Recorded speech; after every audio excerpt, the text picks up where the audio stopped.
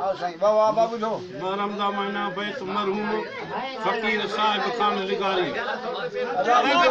बैत कौन पढ़सा ना हिकु बैत भी कौन पढ़सा है अखेंदा भाई थोड़ा तवज्जो नाल बुधो पिछले ये गाल बोल थी दी हां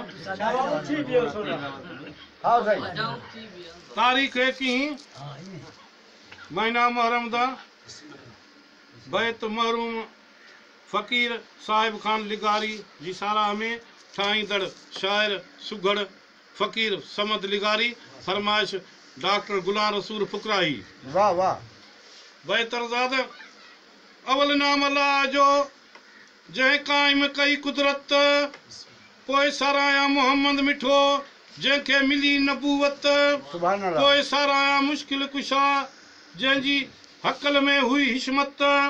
पोए सराया इमाम हुसैन जंहिं बचाई शरीयत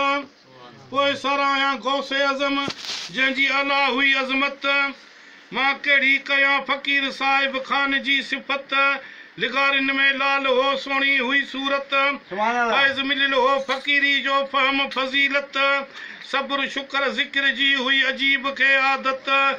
नातो हो निमाज़ सां कंदो हो क़ुरान जी तिलावत जेको ईंदो हो अंगण ते मुर्की ॾींदो हो मोहबत खीकारे खुशी सां सदा ॾींदो हो सोबत विहारे मैखाने ते खूब कंदो हो ख़िज़मत न कंहिंखे रंजायई सतायई न कंहिंखे रंजायई न सतायई सभिनी जी कंदो हो इज़त जेतर हो हयाती एतर खुटी कान दौलत बनी ऐं बारे में मौला बारी विधिस बरकत जजी जाम मौला ॾिनी पुटनि जी नेमत वरी मिलियो फैज़ फ़ुकराही खे मिली शाइरी जी शोहरत जंहिंजूं काफ़ियूं कलाम मशहूर थिया मिली हर जाइ इज़त सवें उन जा शागिर्द थिया ॾिस फ़ुकराही जी फज़ीलत पूरी सिंध मां फ़ुकराही जा जी अचे पई संगत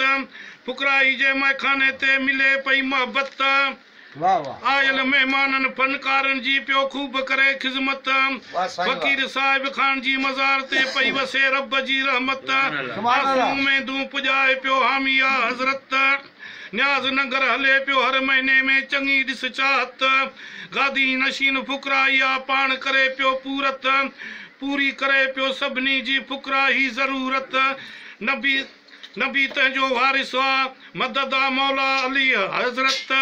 ये ॿई माणी दा जन्नत लोक मजलिगारी चए